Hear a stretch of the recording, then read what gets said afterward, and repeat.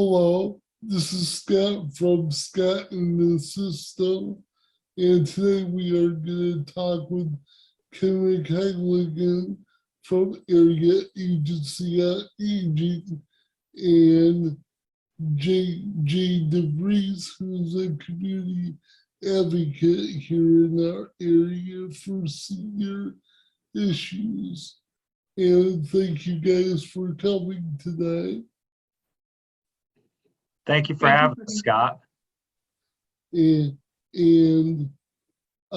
would you like to tell us a little bit about the history and inception of the senior millage that is up this year? Absolutely, yes. So this coming August, actually it'll be August 2nd of 2022, the Kent County Senior Millage is going to be up for continuation on the ballot. So we are trying to educate people. While we know the great resources, we want to make sure that the community members know of the resources as well. So the Kent County Senior Millage started in 1999. That's when it was established. We go through 8-year funding cycles. So the last time that you would have seen this millage on the ballot would have been 2014. Now, obviously, coming up to this funding year and this new millage renewal, we're educating people on its impact. So in 2021, the Kent County Senior Millage served over 22,000 seniors. So what does that mean? How do you qualify for Kent County Senior Millage services? You have to be 60 and older and live in Kent County. That opens you up to over 51 different services from a large partner network. Those services all focus on helping you age where you want. That's really the emphasis of the Kent County Senior Millage, to help you age where you choose to do so. So by doing that, we come alongside older adults and caregivers to provide services such as transportation, meals, wellness classes, home chore services, and a wide variety of other services that are available to older adults because of this senior millage. In 2020 alone, over $13 million were dedicated to older adults for these services. And like I said, we are seeking a continuation. So to the voter, what does that mean? For a cost less than $8.40 a month, we're able to provide, for the average homeowner, provide these services for older adults. So that's what we're asking for with this continuation. And really this continuation is making sure that either yourself or the people that you're caring for have access to the services that they need. We're very lucky to have this millage within Kent County. We're very lucky to be able to provide the services that we do here and throughout the partner network, and making sure that those people that need it, and especially those that are most vulnerable, are having access to those services. Now, as a follow-up question, when you say helping seniors live where they want to, does that imply that so they are not so prone to have to move into nursing home type? Yes, that's exactly what it implies. So the cost of what we're able to provide older adults in their homes and in their communities, a lot of times helps them be able to stay out of facilities and skilled facilities that we see, which is a much, much greater cost that you would be paying to be in those facilities than what we're able to provide you with those services in your home. So really, if it's in-home care, if it's, sometimes snow removal or lawn care can be the difference between staying in your home and having to move out of it. So we're looking to have those services be provided at a lower cost to the community, and also a lower cost to the consumer and caregivers, to make sure that they have the services that they need to age in their homes. Well, it sounds like a great idea. Yeah, that's something that, it's a difficult thing that a lot of people don't think of. We focus on our priority services, but a lot of times we say the priority can change for each individual client. What's most important for one client to receive isn't always what's most important for the other client. So we like to make sure that we have a wide variety. Like I said, we have 51 different services we provide through the millage to make sure that we're meeting that priority for whatever that client deems is a priority. Okay. And this question will be for Jane. Could you tell us exactly what a caregiver is? Definitely. We often think of a caregiver as someone, if you go into a more formal setting like assisted living or an adult day center, there are people there that are helping you are caregivers. Or if you are able to live in your home or you live with a family member, the person that is directly taking care of you is considered the caregiver. But it's a very broad definition. So if you are helping a neighbor by doing their grocery shopping or taking them grocery shopping, you are being a caregiver. If you are just helping somebody with their meals, bringing over a meal from time to time, or helping them in their home with a meal, you're a caregiver. If you're helping them pay their bills, perhaps you have a friend who has some difficulty paying bills, you are considered a caregiver. If you help with managing their medications or advocate for them, you are a caregiver. So a caregiver doesn't necessarily have to be a family member. It could be a neighbor, it could be a friend. So it's a broader definition. And what does that mean, caregivers mean for the millage? Well, the millage is going to be very important. It's a continuation of what we've been paying for the last term. And these services are essential to help people stay in their homes. So if you have some ability, if you are in what is often called the sandwich generation, where you are taking care of your aging parents, either in your home or in their home, and then you have children, you're kind of in that sandwich position. So if you can have your loved one go to an adult day during the daytime hours, especially if they live with you, there's peace of mind there. And if you live by yourself, and I think the statistic was that over 56% of people in Kent County live by themselves, you have peace of mind that you have services available to you. Should you need transportation, during the summer, you may be able to get about on your own, but in the middle of a snowstorm, if you don't have the ability to snow plow your driveway, you might not be able to get out of the house, or maybe you can't afford to have someone come and plow for you. So you have very definite benefits from these services that the millage will provide. Well, I guess I did not realize turning 60 could be a good thing. Right, I know. I thought that myself too. When you're in the 30s, 20s, you think, oh, that's going to be a long time off. And all of a sudden you find yourself 60 or 70 or 80, and you have to think of the resources available before you need them, because life can change in an instant. And you may have a diagnosis of cancer, or you may have a heart attack or a serious accident, and you don't want to, in the middle of a crisis, be scrambling for finding out what's available to you. So and that's really a great point, Jane. That's really a great point, that we always try to educate people on the services, even if you feel they don't apply to you. Having knowledge of where to turn to and where to access those services, and a lot of times even getting set up with those services before you need them, is something that's a great benefit to the Kent County Senior Millage. Don't wait until there's an emergency, because during that time you're not going to want to worry about connecting to services. So.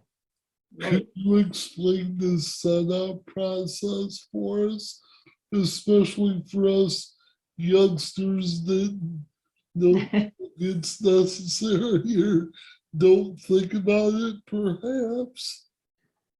Absolutely. So there is a registration process that takes part for all Millage clients. Registration a lot of times is performed right at the agencies where you're receiving service. But because we do have such a large partner network, once you're 60 and older and live within Kent County, the easiest thing to do would be able to contact the area agency on aging at our phone number or via our email. And we'd be able to connect you with the service partners you're looking for, and they would register you for the service.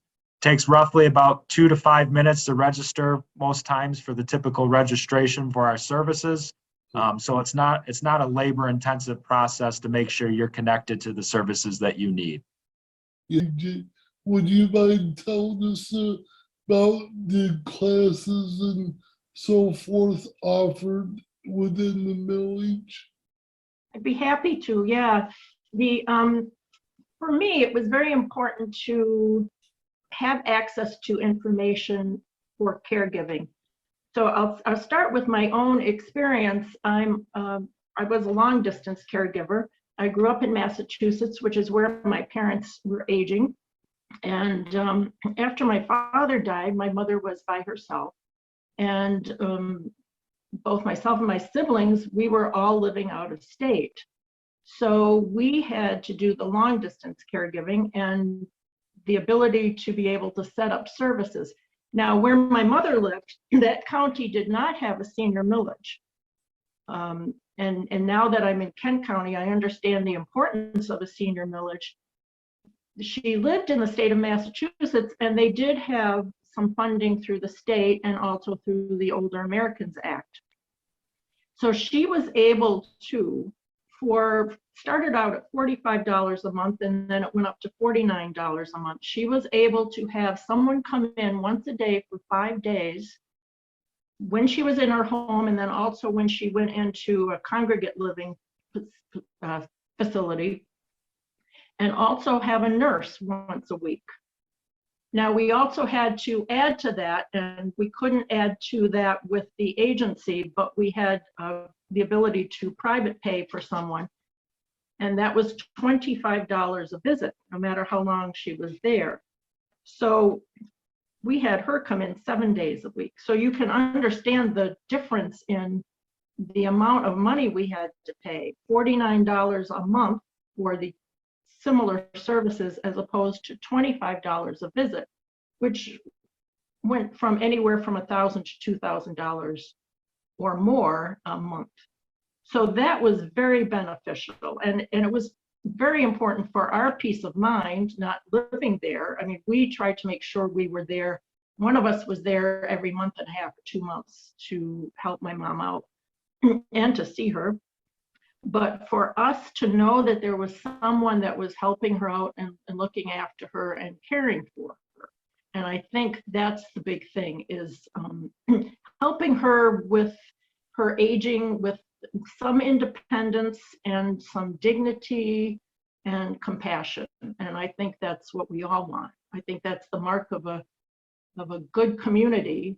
And West Michigan has a reputation for helping people out and taking care of each other. So that's another reason why it's so important for the millage to pass. Now, personally, I have been taking some of the Caregiver University, Family University classes, which are sponsored by the Caregiver Resource Network. And that's under the auspices of the Area Agency on Aging. But they receive some funding from the Kent County Millage. And the Family Caregiver Universities have been just very essential. They cover practical education and they offer support.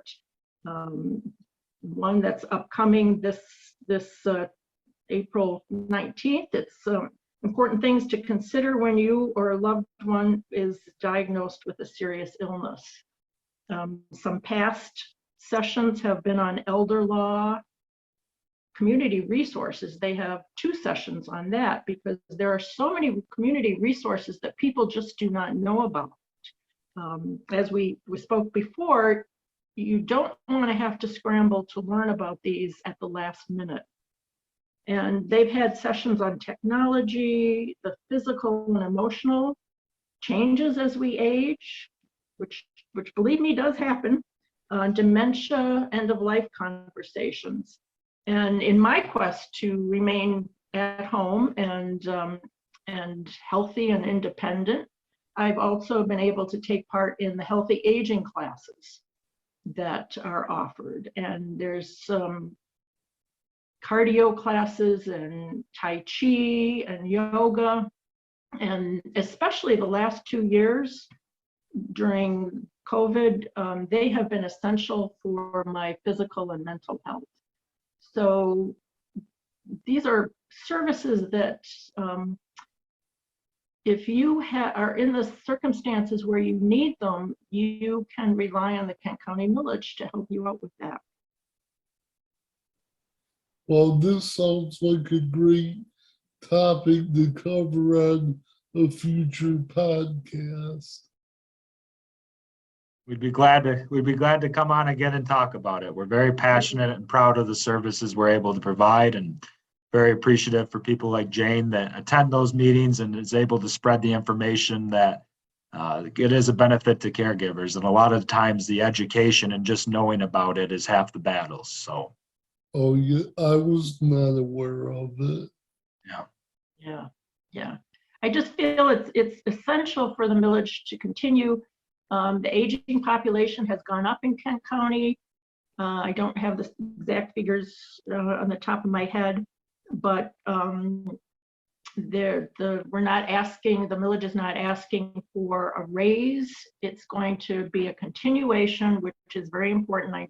I know a lot of people financially have suffered the last couple of years, and I just feel that as a society, we want to help each other.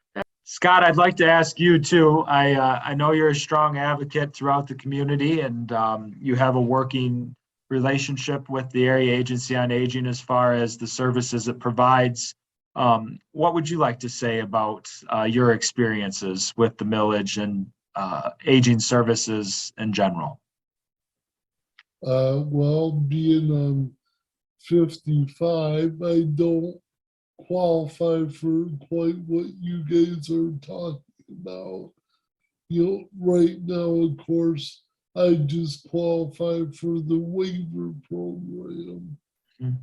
I'm on the self-determination program.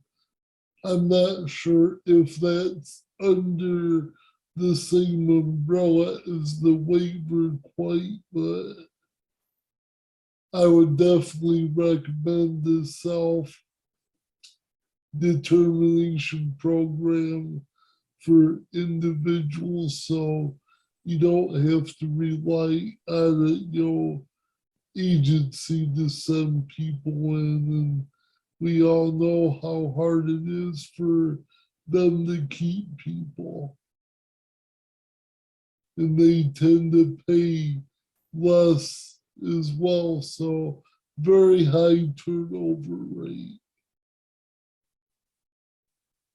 Yeah, and that self-determination program is very nice because it's very person-centered, where you're able to dictate your caregivers and set that schedule up. So that is a great benefit. Just think, it's important to help those of us over 60 to be able to stay in our homes and communities, and stress that we age with independence and dignity and health as much as we can. And as time goes on, as I understand it, a larger portion of the population, of course, will be considered elderly. Yeah. It will. It definitely, we're projecting increases. We're still waiting on the finalized census data, but all indications point to a much larger increase from when the census was last conducted in 2010.